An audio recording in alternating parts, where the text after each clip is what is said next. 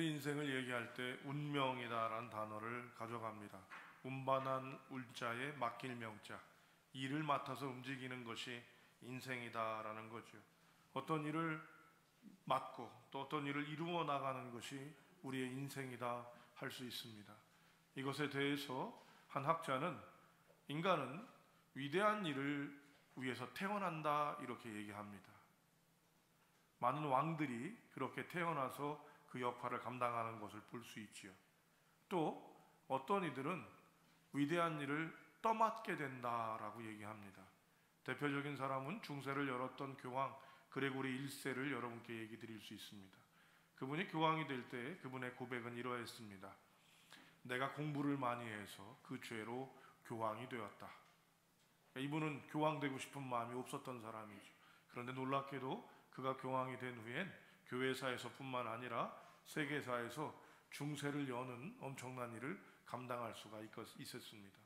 또 어떤 이들은 스스로 위대한 일을 선택한다 그래요. 일을 맡는 거죠. 내가 어떤 일을 좋아서 하게 되고, 뭐 대표적인 게 대통령이나 이런 사람들 되지 않을까요? 그죠? 자기들이 그 일에 막 되고 싶어서 그렇게 가는데 또 그런 사람들 중에서는 큰 문제를 일으키는 사람도 있지만 위대한 일을 이루는 사람들도 있습니다. 내가 하고 싶어서 하는 일, 또 누군가에 의해서 안 할 수가 없는 일, 이런 상황들이 우리에게 겹쳐지면서 우리는 어떤 일인가를 맡게 됩니다. 또 이 일들은 분명한 것은 어떤 일이든지 간에 영적이라고 하는 것입니다. 이것을 우리는 분명히 알아야 하고 기억해야 합니다. 여러분이 하고 있다가는 허드렛 일로부터 시작해서 여러분이 거룩하고 감사하다고 생각하는 교회의 일까지, 또는 이것이 일인지 모르겠다라고 생각하는 아버지, 어머니 됨, 자녀됨의 일들까지도 우리에게 있다고 할 수 있습니다.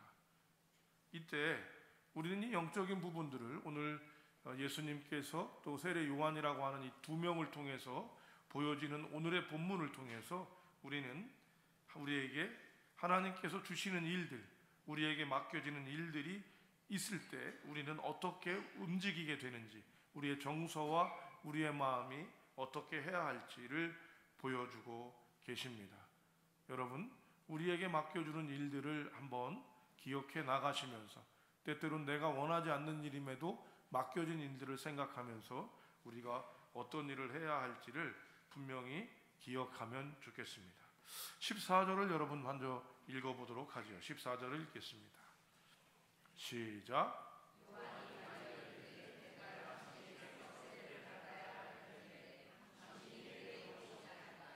먼저 우리는 세례 요한을 집중하게 됩니다. 세례 요한은 오늘 기독교 역사에서 가장 위대한 일의 시작을 맡게 됩니다. 본인은 그런 일이라고 생각했는지 모르겠지만 바로 예수님께서 세례를 받으시겠다라는 거예요. 바꿔 얘기하면 세례 요한에게 세례 주는 일을 시키시는 겁니다. 그는 이 일이 얼만큼 위대한 일인지라기보다는 예수님이 누구인지를 분명히 알았기 때문에 이 일은 있을 수가 없는 일이라는 것을 얘기하죠. 도리어 내가 세례를 받아야 되는 사람이에요. 격으로 따지거나 능력으로 보거나 여러 면에서 내가 세례를 줄 수 없는 사람인데 내게 세례를 주라 하는 거죠. 세례 요한을 요즘 우리가 새벽 예배 말씀, 매일 읽는 말씀으로 요한복음을 나누는데요. 지금 세례 요한을 많이 집중했었습니다. 1장과 2장에서 보면 세례 요한이 얼만큼 예수님에 대해서 분명히 알고 있는지를 우리는 알 수 있어요. 이는 예수님보다 먼저 6개월 전에 태어나서 아예 훈련된 사람으로 SN 공동체라고 하는 그 공동체에서 석청과 메뚜기를 먹으면서 특수훈련을 받아요. 그 이유가 다른 것이 아니라 예수님의 길을 예비하는 사람인 거죠. 그 자기의 정체성을 분명히 알고 있고 자기 제자들에게도 이 고백을 합니다. 한번 찾아보시겠어요? 요한복음 1장 34절. 요한복음입니다. 오늘도 또 몇 장을 찾도록 하겠습니다. 요한복음 1장 34절. 찾으신 분들 한 목소리로 봉독합니다. 시작.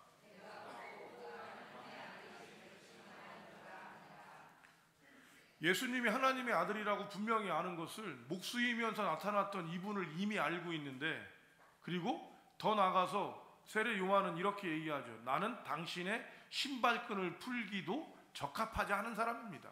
모자란 사람입니다. 여기서 신발끈을 푼다, 신들매를 푼다라고 했던 말은 누가 하는 거예요? 노예가 하는 일이거든요. 그러니까 나는 당신의 노예가 되기에도 적합하지 않은 사람이라는 정서를 갖고 있고 그런 분명한 자기 정체를 갖고 있는 요한에게 예수님께서는 얘기하는 거예요. 나한테 세례를 줘라. 여러분, 세례는 누가 줍니까? 아무나 주는 게 아니에요. 여러분, 누구나 머리 위에 손을 얹는 게 아니에요. 그것은 하나님께서 받은 직분과 하나님께서 주신 권세라고 하는 분명한 수직적 차원의 모습을 갖고 있는데 이 일을 누구한테 하라고 그러는 거예요? 세례 요한한테 누가? 예수님이 하라는 거예요. 그래서 이 모습을 받는 요한은요, 굉장히 많은 불편함이 있었을 것입니다. 그래서 오늘 본문에 보면 14절에서 뭐라고 그러냐면 요한이 말려서 이른다 이렇게 되어 있어요. 말려란 단어의 헬라어 의미는 그냥 사양한다 이런 의미가 아니고 완전히 금지시킨다는 거예요.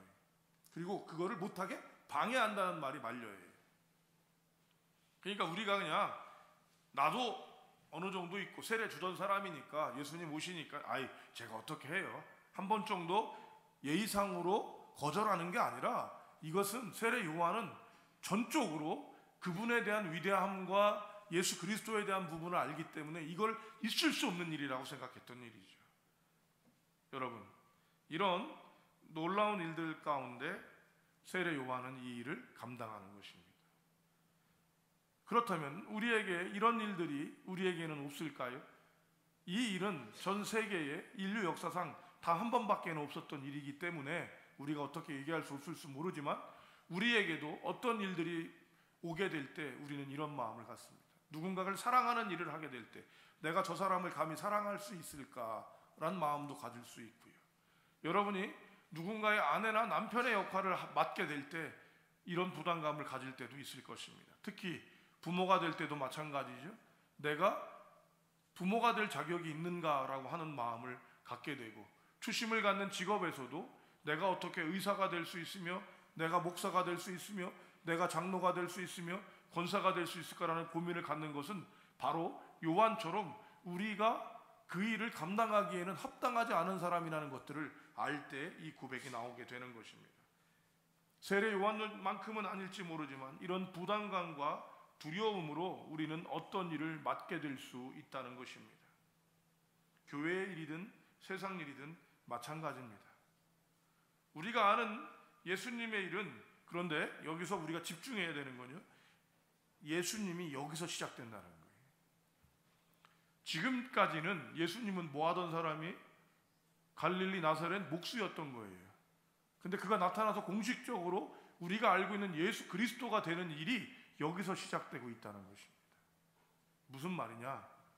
세례 요한이 부족하지만 내가 감당할 수 없는 사람이지만 이 일을 순종하고 그 일을 시작하게 될 때 예수님이 이 땅 가운데 오는 길이 열리더라는 것입니다. 이것이 일의 놀라운 일입니다. 역으로 예수님의 입장에서 보십시다. 나는 이 사람이 격에 맞지 않는 사람이고 내가 굳이 저 사람에게 그렇게 머리를 숙일 필요가 없을 수 있는 것이 공식적으로도 맞지만 기껏게 그에게 머리를 숙이고 세례를 받음으로 예수의 일이 그리스도의 일이 시작되어지더라라고 하는 것입니다. 이래서 여러분 일은 영적인 것이고 이런 영적인 원리가 우리에게 있게 되는 것입니다. 여러분 세례 요한이 이 일을 안 맡았더라면 이 일은 없습니다. 물론 성도 여러분 세례 요한이 안 맡았다면 하나님께서는 또 다른 일을 찾으셨겠죠. 마리아가 예수님을 잉태하는 일을 허락하지 않았더라면 누군가를 함께 했겠지만 놀랍게도 누군가가 그 일을 맡게 될 때 그 일이 비로소 시작되어지더라라고 하는 것입니다. 일은 하기 좋아서 하기 싫어서의 정서적인 부분만이 아니라 우리가 마땅히 해야 할 일이 있음을 기억하셔야 합니다.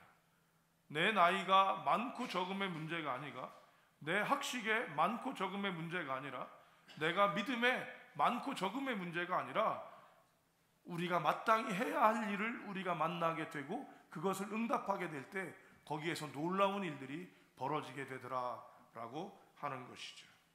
여러분 일은 그저 먹고 사는 것으로만 생각하는 아무런 의미 없는 것이 아니라 예수를 믿는데 내가 왜 이 일을 하는지 모르겠고 내가 오늘도 왜 이 자리에 있는지 모르겠다라는 생각을 하는 그런 모습이 아니라 이 일은 우리에게 영적이며 놀라운 은혜를 허락합니다. 이 일에 대해서는 에스더가 분명하게 고백을 하고 있는데 에스더서가 한번 에스더서 찾아보겠습니다. 에스더서 4장 14절입니다. 에스더서 4장 14절.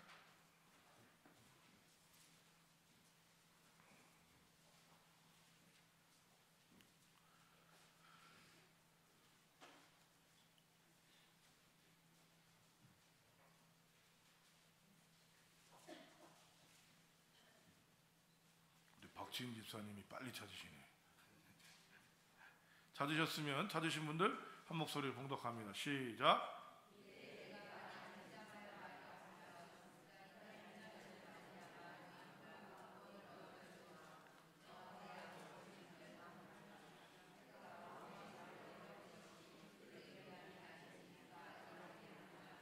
이 말씀은 이런 거예요. 에스더라는 왕후가 되어져 있는데 이때 유대인들이 자꾸 정치적인 역량이 많아지니까 하만이라는 사람이 유대인을 쓸어버릴 생각을 해요.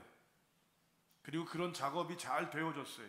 이제 위기 상황에 있는데 이때 이 에스더의 멘토요, 삼촌이요, 또 영적 지도자인 모르드게가 나타나면서 이렇게 얘기해요. 네가 왕후가 된 것이 이때를 위함이 아니냐. 네가 가서 왕에게 이 일들을 얘기하라. 이 얘기입니다. 그러니까 어떤 일을 또 부담스러운 일을 내가 굳이 해야 되는지 모르는 일을 굉장히 위험한 일을 에스더가 맡게 된 거죠. 그러니까 요한이 맡았던 거나 예수님이 세례를 맡는 이런 일들과 마찬가지로 어떤 일을 맡게 된 거예요. 그때 그런데 여기에 어떤 얘기를 하고 있어요? 네가 이거를 하지 않으면 모르드게는 분명하게 확신을 갖습니다. 네가 안 하면 네가 제일 적합한 사람이라서 내게 이 일이 오는데 네가 이 일을 안 하면 하나님은 다른 사람을 시켜서라도 이거를 어떻게 하겠다? 구원하실 것이다. 근데 여기에 따르는 게 하나가 다 달렸죠. 그러나 너와 내 집은, 그죠? 너와 내 아비 집은 어떻게 되리라?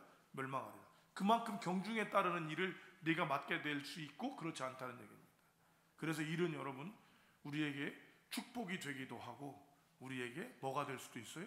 저주가 될 수도 있는 겁니다. 그래서 우리는 우리가 해야 될 마땅한 일을 잘 이루고 만족할 수 있도록 해야 되고 이 일을 통해서 하나님의 은혜가 있게 되는 것입니다.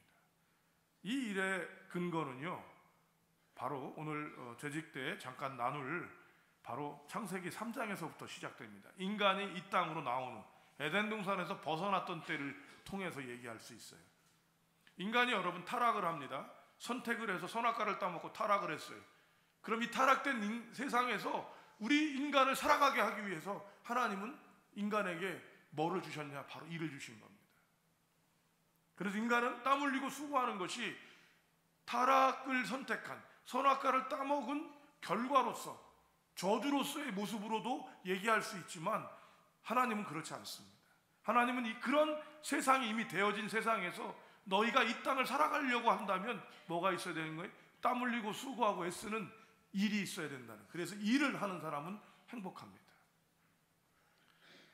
심리학자들이 연구를 했는데요, 남자들이 트라우마, 제일 큰 상처를 겪게 되는 1번이 배우자와의 상처랍니다.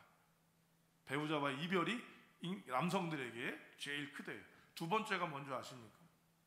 바로 일을 놓는 거래요. 퇴직이래요. 그런데 여러분, 김용석 교수나 이런 연세 드신 분들이 일하시는 분들을 보면 이분들이 하시는 말씀은 70대가 제일 좋았다 이런 얘기해요. 전 아직까지 가보지도 못한 세상인데 70대가 좋았다, 제일 좋다.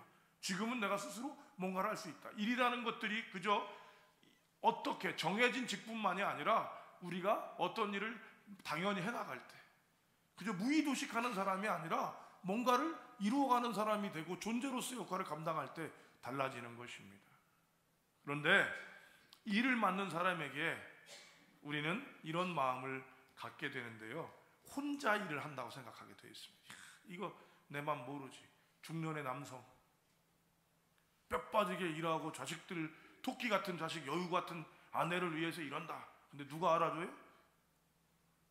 알아주는 사람은 술집에 아가씨밖에 없어서 거기에 가 있고 이런 사람들 있잖아요. 알아주는 사람은 자기랑 같이 마음을 함께하는 사람만 있어서 거기에 있잖아요. 이런 마음들을 갖는데 정말 그럴까요? 여러분 15절, 16절, 17절을 한번 다 같이 또 읽어보겠습니다. 15절, 17절, 16절은 정말로 이 위대한 말씀이에요. 그리고 굉장히 아주 스펙타클하고 이 장면이 시사적이고 공간적입니다. 15절, 16절, 17절 읽겠습니다. 시작.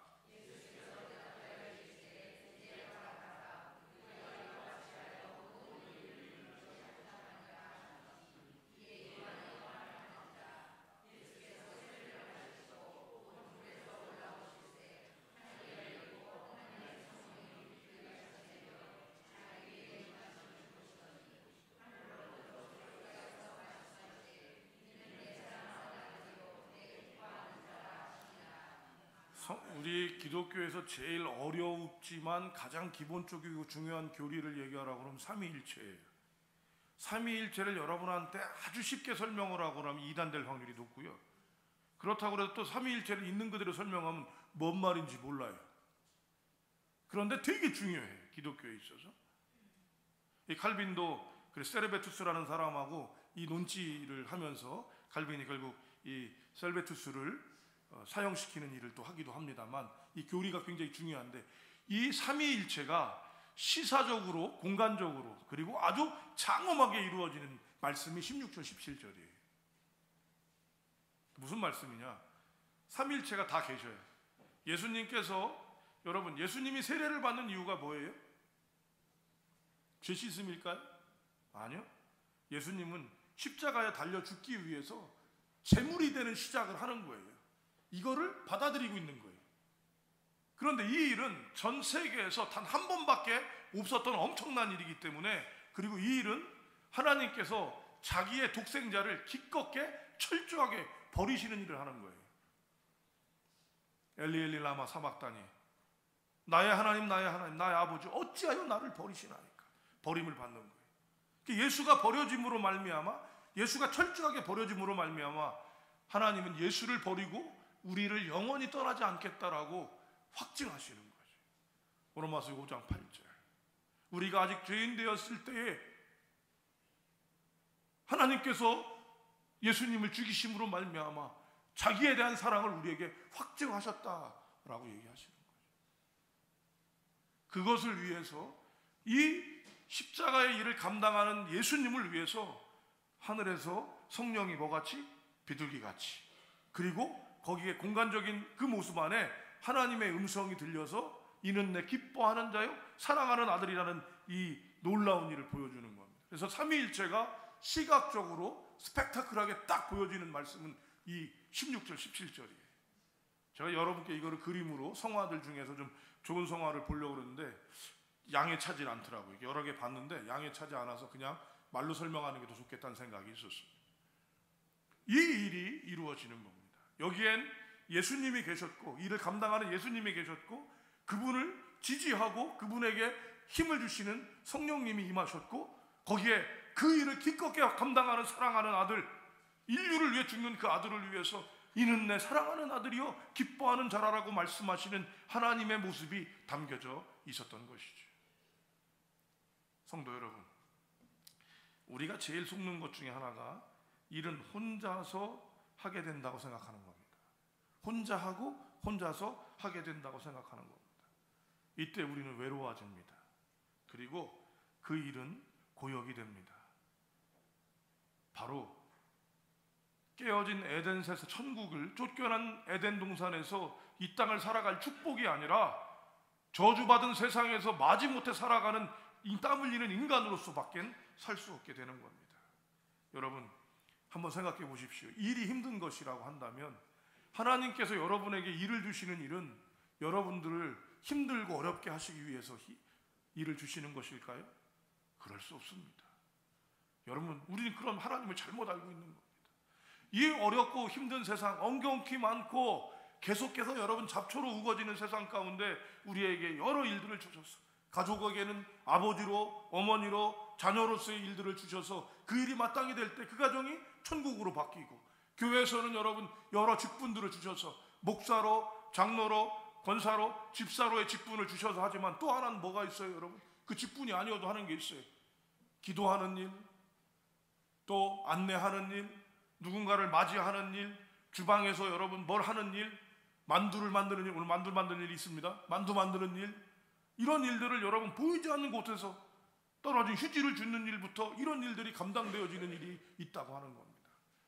왜 이 일은 나밖에 안 할까? 아니죠. 성도 여러분, 하나님께서는 우리에게 복을 주시는 분이고 이 일을 통해서 가져가게 하셔서 철저하게 하나님께서 우리에게 일을 주셨다고 생각한다면 우리는 삼위일체가 우리와 동행하시는 것들을 기억하셔야 돼요. 15절 다시 한번 읽어보시겠습니다. 15절 시작.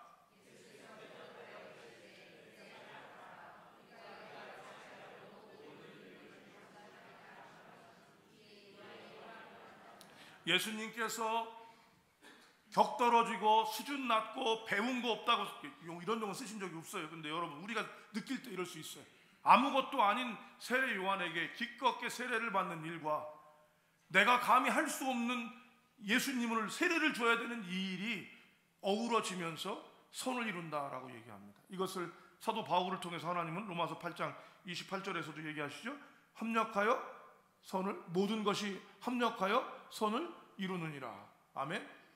하나님의 일은 같이 가는 거예요. 여러분 이렇게 일이 이루어질 때 나 혼자 하는 것이 아니라 우리에게는 사단은 얘기합니다. 너 혼자 하고 있어. 너밖에 없어. 이 짐은 너 혼자 짊어지는 거야 라고 얘기하는 거예요. 예수님께서도 마지막에 경험하시는 게 이거잖아요. 십자가상에서 나의 하나님 나의 하나님 어찌하여 나를 버리셨나이까.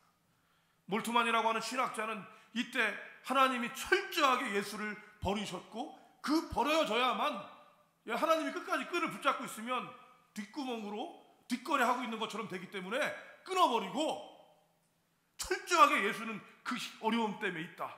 그리고 여러분 이것을 해부학적으로도 설명하신 분들이 있어요. 이 고통이 너무도 커서 심장이 터졌다는 거예요. 왜? 예수님이 창으로 찔렀더니 물과 피가 많이 나왔는데 십자가로 죽은 사람은 그렇게 되질 않는 거예요. 근데 예수가 왜 그러냐? 해부학상으로 봤더니 너무나 큰 충격에 의해서 심장이 터질 수도 있었다. 그 터지니까 여러분 안에 피가 고여 있고 그거를 찌르니까 물과 피가 많이 나왔다. 이렇게 해석을 하기도 하더라고요. 맞냐 틀리냐가 아니라 여기서 우리가 중요히 여겨야 하는 것은 이 혼자밖에 없다라고 하는 이 아픔 가운데 주님은 함께 하시는 거예요. 그리고 예수님이 여러분 이 땅 가운데 오실 때 그 이름이 뭐예요? 임마누엘. 내가 너희와 함께한다. 예수님을 버리시고 영원히 떠나지 않는 우리를 선택하신 주님께서 우리에게 일을 주셨다면 그 일은 복된 일이어야 합니다. 아니 복되다 생각하는 것이 예수 믿고 구원받은 자들이 생각해야 되는 일이라고 하는 것이죠. 여러분 아담의 타락으로 인해서 우리 일에는 항상 엉겅퀴가 나고 일의 진전이 보이지 않을 수 있습니다. 일을 맡는 자들에게 그럼에도 불구하고 이 일을 맡는 자들에겐 성삼위 하나님께서 우리와 함께하고 계시고 우리의 약함을 아시는 예수님께서 우리에게 능력을 주신 성령님께서 그리고 이 모든 것들을 주장하시는 하나님께서 함께 해주시는 것이죠. 이것을 어디서 경험할 수 있어요? 일하면 경험할 수 있어요. 부모의 일을 누가 감당할 수 있겠습니까?